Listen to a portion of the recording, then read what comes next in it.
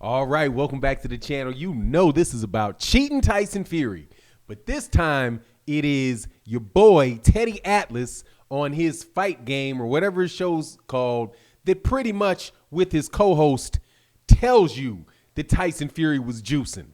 Let's talk about that in this video.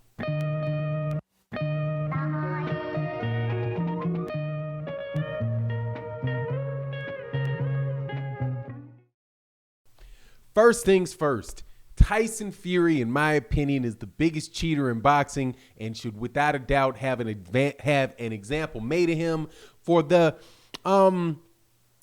multitude of ways that this guy has cheated in his career, not just Deontay Wilder, but other people as well. And listening to Teddy Atlas's podcast yesterday on YouTube, I realized based on something that he said and something that his co-host Ken Rideout said, that these guys know full well Tyson Fury is cheating. They know that they didn't talk about the glove, but dude, they know about the gloves too.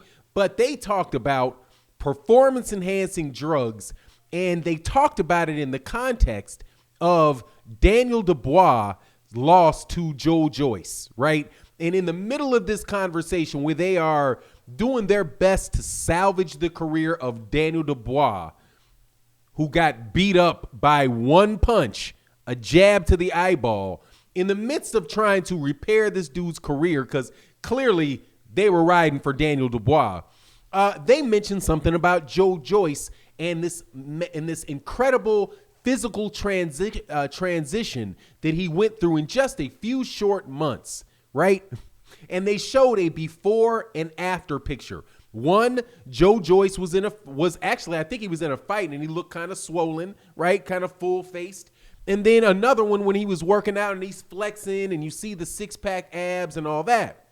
Well, Ken Rideout, who is the co-host of the fight game or whatever it's called with Teddy Atlas, no disrespect to the show, but I just think Teddy Atlas's podcast. Well, Ken Rideout, who is the co-host, and Teddy started talking about Joe Joyce and saying, well, when I first originally saw this guy's magnificent transition, body transformation is what he said, transformation, I thought this happened over a couple years, and if you look at the picture, Joe Joyce might have lost 20 pounds, 20, 30 pounds, nothing crazy, right? But he looked significantly leaner. But he said that pretty much said, look, this doesn't happen like this in that short amount of time where you're losing that much weight and you're still keeping your muscle unless you're doing something.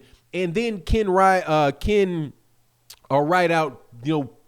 proceeds to talk about how depending on, the athlete and I guess their money, that there's just there's no way that you're going to catch these guys right now. The reason he says it is because he mentions things like bio passports, and they say that, that the performance enhancing drug tests aren't really performance enhancing drug tests. They're IQ tests, because you would have to be dumb to get caught if you know that the test is coming up. You don't use steroids in competition. He said, you come in and off of them and cycle off of them in between fights. And he explained not in a great amount of detail, but more detail than most people would get, and myself included. He explained that all the reasons why it's almost impossible to catch people. But the thing that got me, and this is the connection to Tyson Fury, the whole conversation about cheating in the Daniel Dubois fight,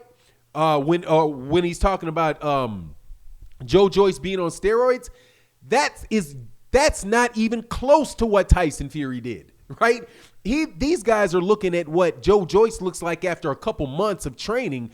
But do you realize that with less than a year, Tyson Fury lost over 100 pounds, like 120 pounds. And while he lost those 120 pounds, he didn't lose any muscle. That is a big thing, to lose that much weight and have it all be fat. That means that you have to be losing weight at the same time as keeping a lot of protein in your system, lifting heavy weights to teach your body to make sure it doesn't burn the muscle, that it only burns the fat, right? From somebody that has tried their hardest to lose weight, 120 pounds in a year, because that's how much he lost. It was less than a year that he started training at over 400 pounds. Within a year, he was fighting Steroids Fury at 267 pounds. 267. And then over the next couple fights, he came even further down in weight, but then went back up in weight, but with all muscle. Use your brains here. And this is why I'm saying Teddy Atlas and Ken Rideout have to know Tyson Fury is on performance-enhancing drugs, because the story that they laid out for Daniel Dubois is nothing compared to what Tyson Fury had done. Now, this is Ken Rideout and Teddy Atlas talked about how it's not possible to lose weight, that much weight in that much short a period of time, and that all of these guys are on steroids, right? Now, you put that along with what Vinnie Paz said about Tyson Fury when he was on Al Bernstein's show, when he said, I'm really upset with Deontay Wilder and why Deontay Wilder lost to Tyson Fury. And Al Bernstein, the Showtime commentator, said, well, what do you mean? What do you mean? He said, well, I'm upset that he didn't get on HGH, that he's not on these performance-enhancing drugs. Man, come on, dude. You can't be running around at 215, 220 pounds thinking you're going to beat these big behemoths that are on these performance-enhancing drugs. And then he started talking about Tyson Fury and how Tyson Fury had connections with bodybuilders at boxing matches, right? He said, Tyson Fury is hanging out with bodybuilders at boxing matches that I know deal in performance-enhancing drugs. So you look at his body, you see how much weight he lost in that short amount of time and how he built it up. He built it all back up, but he built it all back up with muscle. Vinnie Paz is like, come on, man. Just like Teddy Atlas says, this is the 800-pound gorilla in the room. But in this particular incident, it's the 400-pound cheater in the room, because you add that to the other things that he's accused of. Dude, Tyson Fury needs to go. Now, this is my thing with Teddy Atlas. Because he talked about a lot of rule breaking, and he talked about the sanctioning bodies. He talked about, the state athletic commissions and how, the thing that he usually does about how all these guys are cheats and now they're crooked and they're paid off and they're doing this and they're doing that.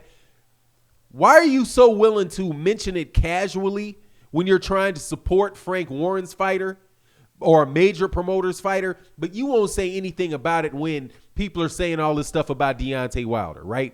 Now, everybody that says Tyson Fury's on steroids when it's Deontay Wilder, they're crazy. They're just making up excuses. But when it's somebody that is not somebody that, that you're not supporting, then the cheating is obvious to everybody in the world, right? That's why I'm telling you, we don't need to waste our time waiting for people to believe what we're saying when we see things go on in the ring, when we see things going on outside the ring. Teddy Atlas talks about how impossible it is, to get all of this, get all of these steroids and stuff out of boxing. Look, when you catch somebody, throw them out of the sport of boxing. Throw them out. If you get caught, you're gone. And that's when you really have to do it now, when it's so hard to catch people. It's so hard to catch people. And when you catch people, you just let them go and you let them fight again. If it's so difficult to catch people because because of this genetically engineered, well, all this stuff is genetically engineered or modified or whatever, but these new cheating techniques.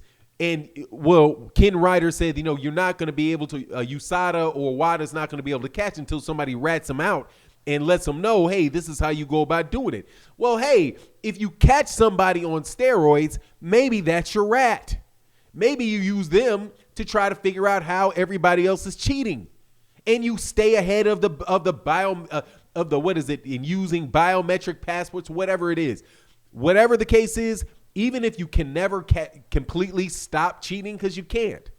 The one thing to make sure you discourage people from doing it is when you catch them, you punish them. And when you believe that they are, you say something about it, right? But what happens with Alexander Povetkin? He gets multiple shots. What happens with Dillian White, he gets multiple shots. Tyson Fury did test positive for performance-enhancing drugs. So this shouldn't even be a shock at all. But there's going to be a whole bunch of people saying, no, Tyson could never do it. No, Tyson more than likely did it. Teddy Atlas more than likely thinks he did it. Vinnie Paz is most likely right. And all of y'all know it. That's the 800-pound gorilla in the room. But anyway, that's my take on the matter. You let me know yours. And with that, I'm out. Peace.